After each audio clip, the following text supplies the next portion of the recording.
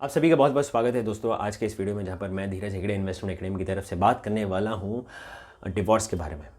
जी हाँ दोस्तों, हमारे भारत देश में पिछले 2 दशक में अगर हम देखें डिवोर्स की रेट डबल हो चुकी है।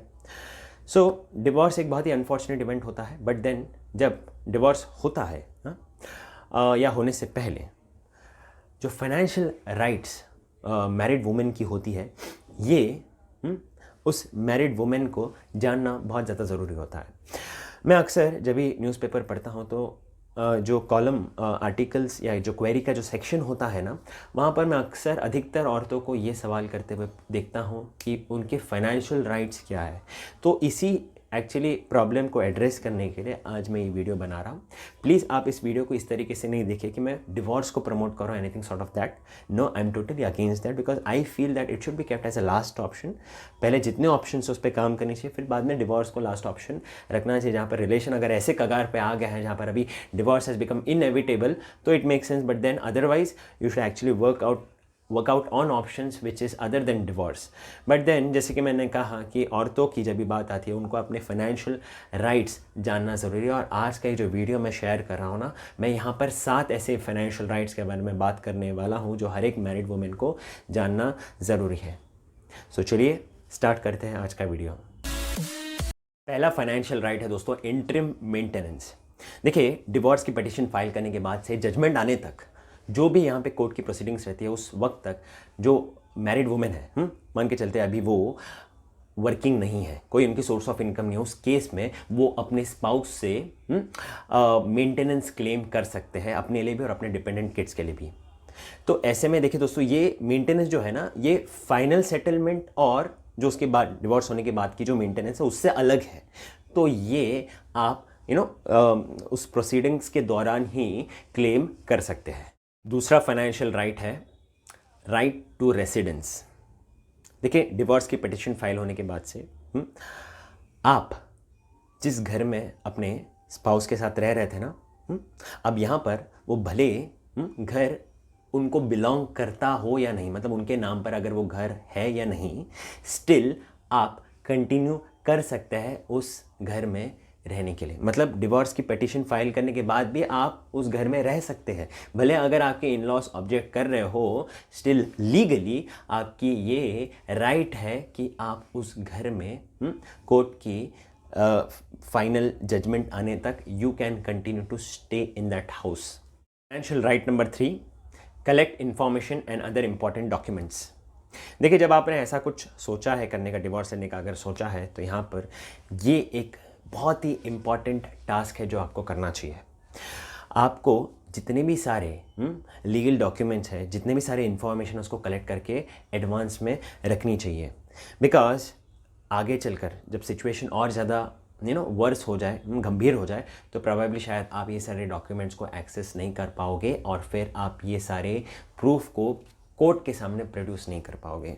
सो इन ऑर्डर टू इंश्योर कि आप ऐसे सारे प्रॉब्लम में नहीं फंसो, आपको यहाँ पर कुछ इन्फॉर्मेशन और लीगल डॉक्यूमेंट्स को पहले ही एडवांस में ही कलेक्ट करके रखनी चाहिए, जैसे कि marriage certificate, address proof, marriage की फ़ोटो, ये सब जो भी डॉक्यूमेंट्स मैं कह रहा हूँ ना, ये डॉक्यूमेंट्स की कॉपीज़ आप निकाल के अपने पास रखिएगा। इसी के साथ ही साथ इनकम प्रूफ भी निकाल के रखिए। इसमें आप सैलरी स्लिप्स, बैंक स्टेटमेंट, ये सारे अगेन प्रूफ के आप कॉपीज़ बनाकर अपने पास उन ढेर सारी कॉपीज़ निकाल कर अपने पास रखिएगा।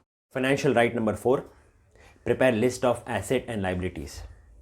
अगर आप चाहते हैं एक बहुत ही फेयर सेटलमेंट हो, सारे एसेट्स बराबर से डिवाइड हो, तो आपको पहले तो ये जानना ज़रूरी है कि क्या क्या एसेट और लाइबिलिटीज़ है। तो आप एक लिस्ट बनाइए सारे एसेट्स की, चाहे वो फिर मूवेबल हो इमूवेबल हो, उसका एक लिस्ट बना दीजिए और उसके आगे लिखिए उसकी क्या मार्केट वैल्यू हो करंट, और उसकी जो ओनरशिप की जो प्रूफ है, चाहे वो रिसिप्ट्स हो या लीगल डॉक्यूमेंट्स हो, वो आपको उसकी भी कॉपीज़ निकाल कर अपने पास रखनी चाहिए। तो जैसे ये डेटाबेस आपका बन जाता है ना, ये डेटाबेस को आप कहीं तो सेफ़ अपने लॉकर में रख सकते हैं या अपने पेरेंट्स को आप दे सकते हैं, बट ये इंश्योर कीजिएगा कि ये आप ऐसी जगह रख रहे हैं जहाँ पर आपके स्पाउस उसको एक्सेस नहीं कर पा रहे हैं। तो आपको इस चीज़ का ध्यान देना है। तो list of asset and liabilities बनाना बहुत ज़्यादा ज़रूरी है, तो ये बात का भी ध्यान अवश्य रखिएगा। Number 5, close all joint accounts. देखिए, अगर आपने अपने स्पाउस के साथ मिलकर कोई जॉइंट अकाउंट, कोई जॉइंट बैंक अकाउंट ओपन किया है, या कोई जॉइंट म्यूचुअल फंड या कोई जॉइंट एफडी ओपन की है ना, कोई भी जॉइंट इन्वेस्टमेंट्स किया है ना, तो पहली चीज़ जो आपको करनी चाहिए कि आपको ऐसे सारे जॉइंट अकाउंट्स को क्लोज कर देनी चाहिए और उस पैसों को क्लेम करनी चाहिए। क्यों, मैं बता रहा हूँ।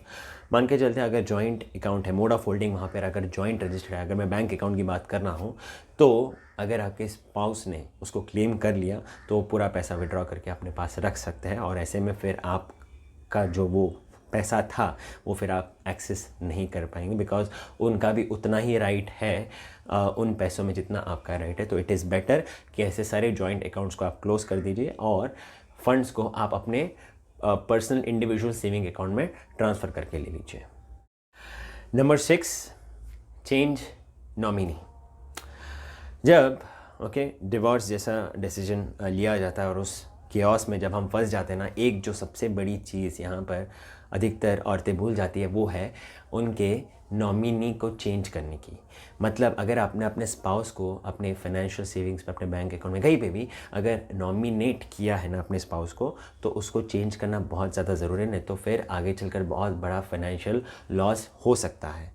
तो आज ही जैसे ये चीज़ अभी आपके नॉलेज में आ चुकी है, अभी इमीडिएटली सारे ऐसे फाइनेंशियल इंस्ट्रूमेंट्स में जहाँ जहाँ आपने अपने स्पाउस को नॉमिनी रखा है या नॉमिनेट उनको किया है ना, तो वहाँ पर पहले आप उसको चेंज ऑफ नॉमिनी की जो भी फॉर्मेलिटीज़ है उसको फुलफ़िल करके किसी और को आप नॉमिनेट कर सकते हैं।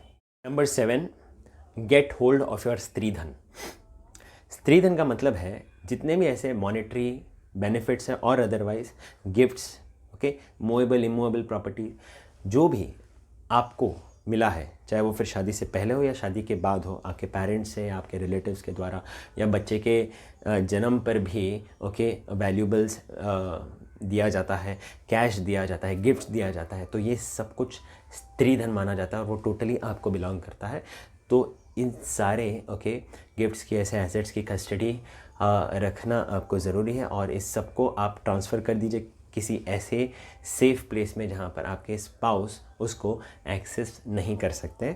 तो ये चीज़ भी जानना ज़रूरी है, बिकॉज जैसे मैंने कहा कि जब डिवोर्स की पिटीशन फाइल की जाती है और फिर बाद में ये सारे झमेलों में हम फंस कर ये सारी चीज़ें भूल जाते हैं कि ये सारे जो एसेट्स हैं जो कि एक्चुअली आपको बिलोंग करते हैं वो वही रह गया आपके हस्बैंड के घर में, और फिर अभी उसको क्लेम करने में फिर बाद में आगे चलकर आपको डिफ़िकल्टी हो सकती है। तो better to actually take custody of all such assets which is nothing but a स्त्रीधन। जैसे कि मैंने कहा कि ये जो वीडियो मैंने शेयर किया है, यहाँ पर मैं बिल्कुल भी डिवोर्स को प्रमोट नहीं करना चाहता हूँ, बट देन डिवोर्स अगर इनएविटेबल बन गया है, मतलब एक ऐसा अभी ओनली विकल्प बन गया है, तो आपको एज अ मैरिड वुमेन ये जानना ज़रूरी है कि आपके फाइनेंशियल राइट्स क्या है, राइट। तो अगर आपको कोई लीगल असिस्टेंस चाहिए तो डेफिनेटली अपने लीगल एडवाइज़र को कांटेक्ट कीजिएगा, बिकॉज एज आई सेड ये वीडियो बनाने का उद्देश्य मात्र ये है कि फाइनेंशियल राइट्स हम यहाँ पर आज आप तक पहुँचाएँ।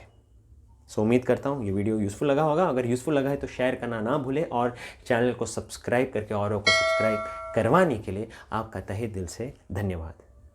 सो आज के लिए मुझे इजाज़त दीजिए। This is Dheeraj signing out from Hegde investment academy. जय हिंद।